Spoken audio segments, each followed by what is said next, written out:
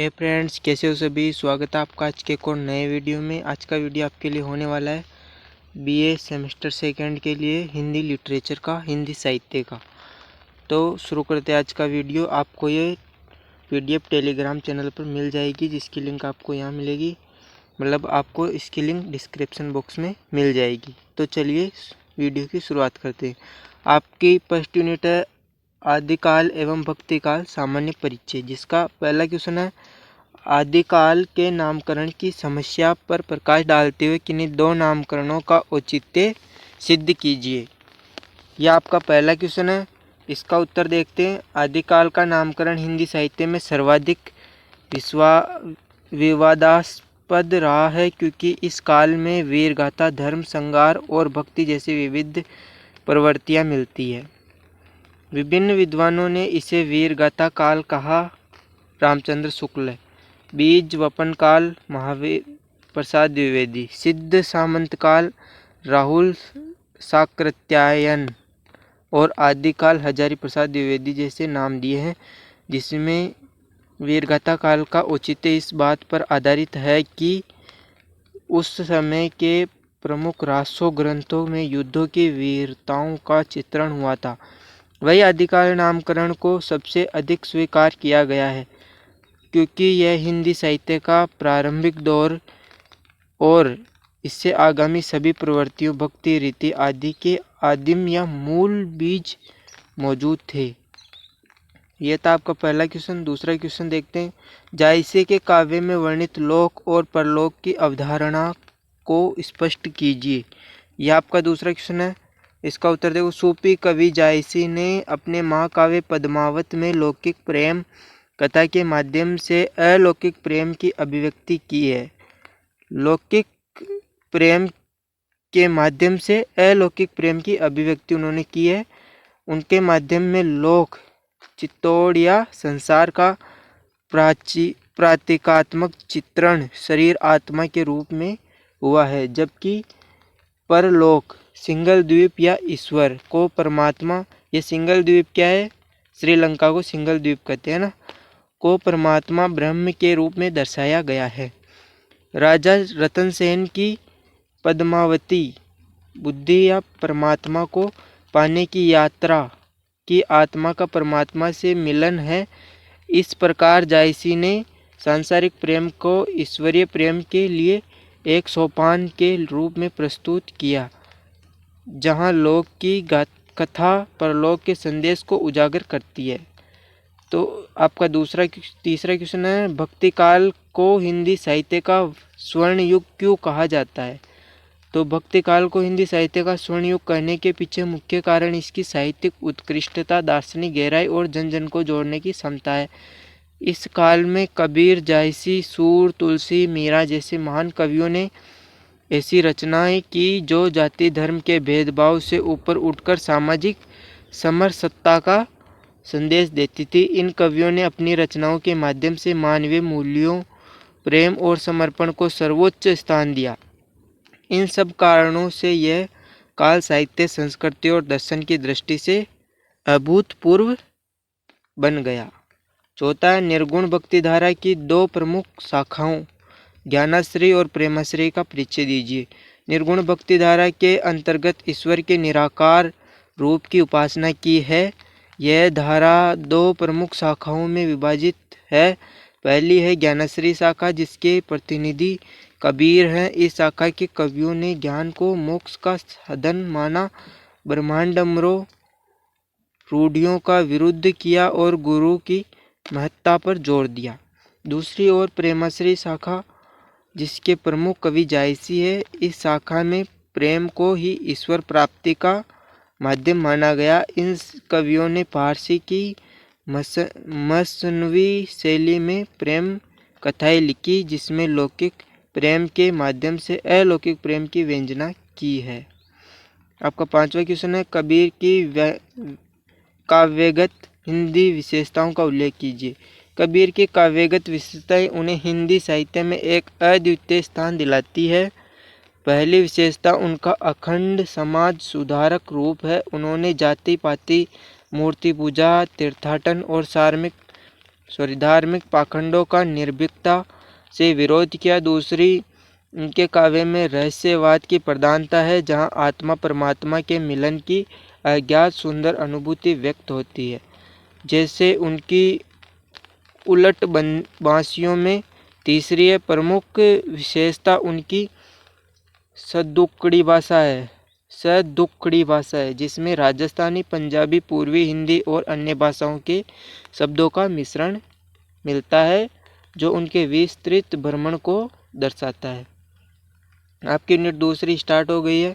कबीर एवं जायसी। कबीर के काव्य में निहित सदगुरु की महत्ता और उनके उपदेशों के प्रभाव को समझाइए। आपका पहला क्वेश्चन, कबीर ने सदगुरु को ईश्वर गोविंद से भी बढ़कर स्थान दिया है। उनके अनुसार गुरु ही वह ज्ञान की ज्योति है जो शिष्य के अज्ञान को दूर करता है और उसे माया के बंधन से मुक्त होने का सही मार्ग दिखाती है। कबीर कहते हैं कि गुरु की कृपा से ही अमर लोक का मार्ग खुलता है और उनके उपदेशों से ही हृदय में भक्ति का प्रकाश होता है। इसलिए वे गुरु को अत्यंत आदर के साथ याद करते हैं। सतगुरु की महिमा अनंत अनंत किया उपकार। आपका दूसरा क्वेश्चन है, जायसी के पद्मावत में वर्णित नागमती वियोग खंड के विरह की अतिशयता या अतिशयोक्ति का उल्लेख कीजिए। उत्तर है, जायसी के नागमती वियोग उपखंड को हिंदी साहित्य का अद्वितीय विरह वर्णन माना जाता है, जिसमें नागमती के विरह की अतिशयता और गहनता दर्शाई गई है। वियोग के कारण नागमती इतनी दुखी है कि उनकी आंखें रात दिन रोती है। उनके विरह की अग्नि इतनी तीव्र है कि उससे पक्षी जल जाते हैं और वनस्पति सूख जाती है। वह कहती है कि उनके हृदय में विरह रूपी बाण लगा है और वह कोयल की तरह कूक कूक कर मर रही है। यह विरह वर्णन 12 मासा शैली में होता है, जो हर महीने के 7 विरह की पीड़ा को तीव्र करता है। आपका तीसरा क्वेश्चन है, कबीर ने माया के किन किन रूपों का चित्रण किया है और साधक को उससे बचने का क्या उपाय बताता है। कबीर के पदों में माया को एक कठिन महाठगिनी और विषय वासनाओं का जाल बताया गया है। उन्होंने माया को कभी महाजाल, कभी सर्पिणी और कभी मोह में डालने वाली स्त्री के रूप में चित्रित किया है। कबीर मानते हैं कि माया धन, पद, मान सम्मान आदि के रूप में साधक को ईश्वर से दूर करती है। इससे बचने का एकमात्र उपाय है गुरु का ज्ञान और राम नाम का सुमिरन है। जो व्यक्ति दृढ़ता से ईश्वर का नाम लेता है और गुरु की शिक्षाओं का पालन करता है, वही माया के फंदे से बच सकता है। चौथा है, जायसी की काव्यशैली में अलंकार योजना की विशेषताओं पर टिप्पणी कीजिए। जायसी की अलंकार योजना सहज, स्वाभाविक और प्रतीकात्मक है। सहज क्या है, फिर से पढ़ो। जायसी की अलंकार योजना सहज, स्वाभाविक और प्रतीकात्मक है। उन्होंने उत्प्रेष्ठा और रूपक अलंकारों का सर्वाधिक प्रयोग किया है। उनके काव्य की विशेषता यह है कि उन्होंने फारसी सूफी काव्य परंपरा के अलंकारों और हिंदी की लोक परंपरा के अलंकारों का सुंदर समन्वय किया। उदाहरण के लिए उन्होंने प्राकृतिक वस्तुओं, पक्षी, वृक्ष, बादल को भी विरह वेदना को तीव्र करने के लिए एक साधन के रूप में प्रयोग किया, जिससे उनकी शैली में मौलिकता और गहराई आ गई। आपका अगला क्वेश्चन है, कबीर के पदों में अभिव्यक्ति हंस और विरहनी के प्रतीकार्थ को स्पष्ट कीजिए। कबीर के काव्य में कई प्रतीकों का प्रयोग हुआ है। हंस का प्रयोग सामान्यतः जीवात्मा या शुद्ध आत्मा के लिए, और जो मानसरोवर मन या ब्रह्मा से विचरण करती है। कबीर कहते हैं कि हंस यानी आत्मा अब मुक्ति की ओर बढ़ गई है और वह इस संसार में वापस नहीं लौटना चाहती। दूसरी ओर विरहनी का प्रतीक आत्मा के लिए प्रयुक्त होता है, जो अपने प्रियतम यानी परमात्मा को बिछड़कर मिलन की तीव्र वेदना में जल रही है। विरहनी का विरह ही उसकी साधना है, जिससे वह ईश्वर के निकट पहुंचती है। आपकी तीसरी यूनिट है सूरदास। सूरदास, पहला क्वेश्चन है, सूरदास के वात्सल्य वर्णन की विशेषताओं को संक्षिप्त में समझाइए। सूरदास को वात्सल्य रस का सम्राट कहा जाता है। उनके काव्य में बाल कृष्ण की चेष्टा का अत्यंत सहज, स्वाभाविक और मनोवैज्ञानिक चित्रण मिलता है। वे माखन चोरी, बालहट, किलकारी और माता यशोदा के ममत्व को इतनी बारीकी से चित्रित करते हैं कि पाठक को साक्षात दर्शन होने लगते हैं। उनके वात्सल्य में संयोग और वियोग दोनों पक्षों का सजीव वर्णन है, जो उनके चित्रण को संसार में अद्वितीय बनाता है। दूसरा क्वेश्चन है, सूरदास द्वारा चित्रित गोपियों के प्रेम की विशेषताओं का उल्लेख कीजिए। सूरदास की गोपियों का प्रेम अद्वितीय, अनन्य और एकनिष्ठ है। उनका प्रेम सहज मानवीय राग पर आधारित है। जहाँ वे कृष्ण को केवल अपना प्रियतम मानती है, वे किसी भी ज्ञान या योग को स्वीकार नहीं करती और अपनी वाग्वेद्य यानी बोलने की चतुरता से उद्भव को परास्त कर देती है। उनका प्रेम निराकार ब्रह्म की उपासना के स्थान पर सगुण साकार कृष्ण के प्रति है, जिसे वे मन माने की बात कहकर प्रकट करती है। तो यह था आपका दूसरा क्वेश्चन। तीसरे क्वेश्चन देखते हैं। भ्रमर गीत परंपरा में उद्भव गोपी संवाद के महत्व को स्पष्ट कीजिए। उत्तर है, भ्रमर गीत सूरदास की सबसे बड़ी साहित्यिक उपलब्धि है, जिसमें ज्ञान और प्रेम भक्ति गोपियों का संवाद है। इसका महत्व यह है कि गोपियां अपने सरल सहज प्रेम और तीक्ष्ण व्यंग्यों के द्वारा उद्भव के रूखे सूखे निर्गुण ज्ञान को पराजित करती है। यह संवाद सगुण भक्ति की श्रेष्ठता को स्थापित करता है, जहाँ लोक की प्रेम भावना शास्त्र के ज्ञान पर विजय प्राप्त करती है। चौथा, सूरदास के विरह वर्णन में गोपियों की दशा का वर्णन कीजिए। कृष्ण के मथुरा गमन के पश्चात सूरदास ने गोपियों की विरह वियोग का अत्यंत हृदय विदारक चित्रण किया है। विरह में गोपियों की दशा दयनीय हो जाती है। वे दिन रात अश्रुपात करती है, जिससे यमुना नदी भर जाती है। वे योग की पीड़ा को शरीर और मन दोनों स्तरों पर अनुभव करती है।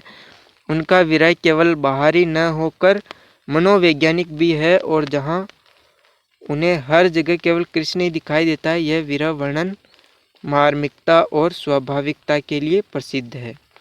पांचवा, सूरदास की भाषा शैली पर संक्षिप्त टिप्पणी कीजिए। सूरदास की भाषा शुद्ध और परिष्कृत ब्रज भाषा है।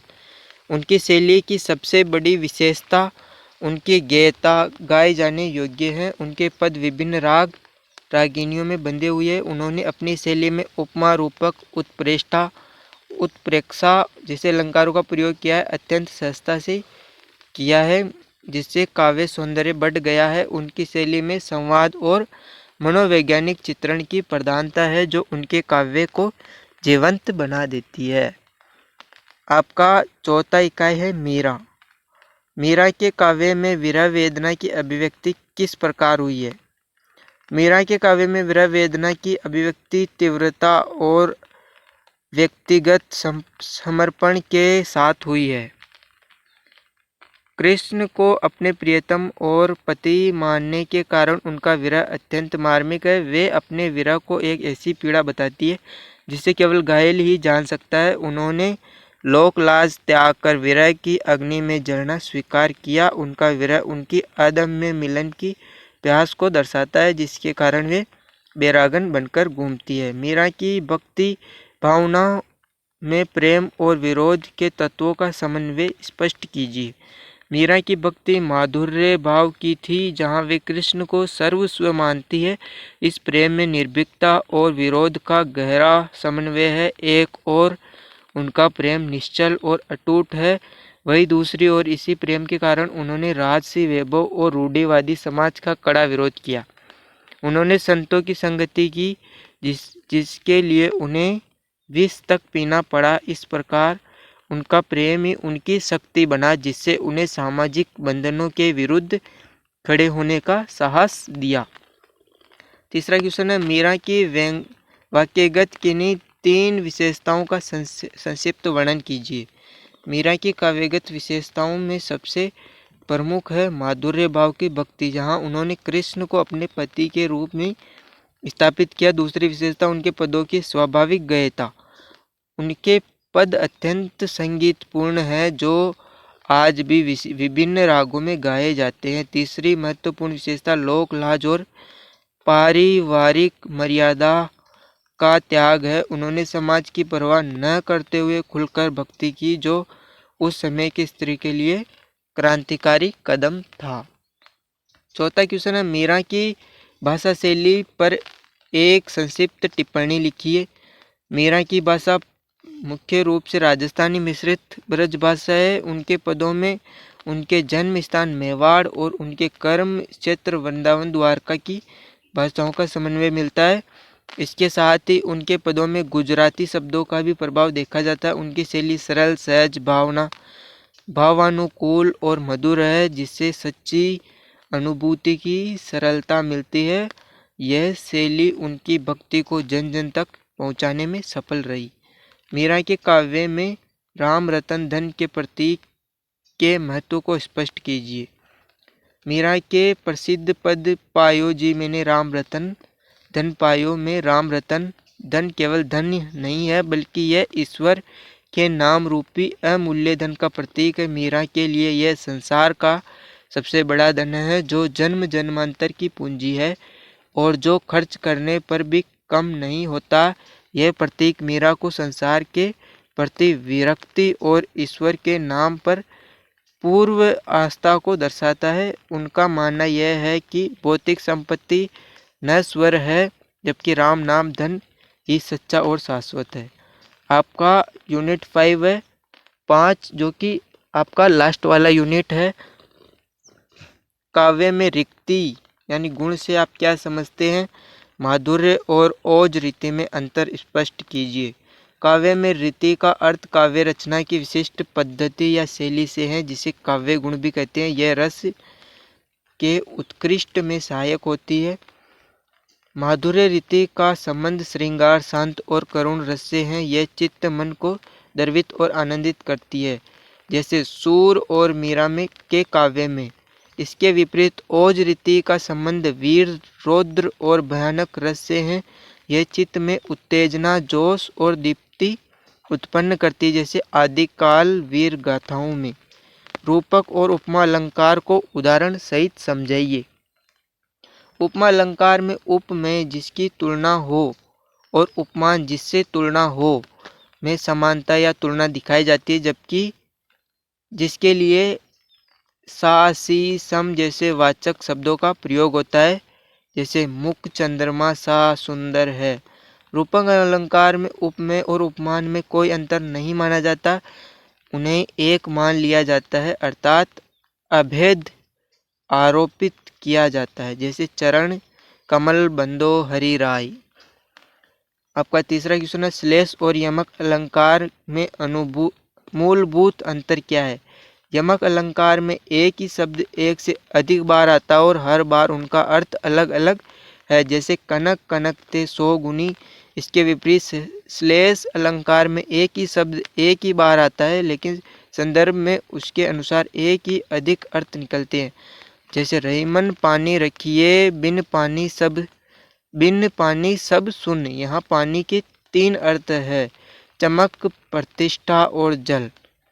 चौथा है, दोहा छंद के लक्षण बताते हुए उनकी पहचान स्पष्ट कीजिए। दोहा छंद एक अर्धसममात्रिक छंद है। इसमें 4 चरण होते हैं। इसके विषम चरणों पहले और तीसरे में 13-13 मात्राएं होती है, जबकि सम चरणों में 11-11 मात्राएं होती है। इस प्रकार कुल एक दोहे में 48 मात्राएं होती है। इसकी पहचान यह है कि इसके सम चरणों में अंत में एक गुरु और एक लघु, मतलब एक बड़ा और एक छोटा मात्रा होना आवश्यक होता है। यह भक्ति और नीति काव्य में अत्यंत लोकप्रिय है। आपका लास्ट वाला क्वेश्चन है, अलंकार की परिभाषा देते हुए काव्य में उनके महत्व पर प्रकाश डालिए। अलंकार का शाब्दिक अर्थ सजावट या आभूषण। जिस प्रकार आभूषण पहनने से शरीर की शोभा बढ़ती है, उसी प्रकार अलंकार काव्य की शोभा बढ़ाते हैं। यह शब्दालंकार या अर्थालंकार के माध्यम से काव्य में चमत्कार, सौंदर्य और प्रभावोत्पादकता उत्पन्न करते हैं। अलंकार केवल सजावट के साधन नहीं है, बल्कि ये रस की अनुभूति कराने में सहायक होते हैं और कवि के भावों को अधिक प्रभावी ढंग से व्यक्त करने में मदद करते हैं। तो ये थे आपके कुछ प्रश्न जिनका उत्तर और प्रश्न मैंने संक्षिप्त में बता दिए हैं।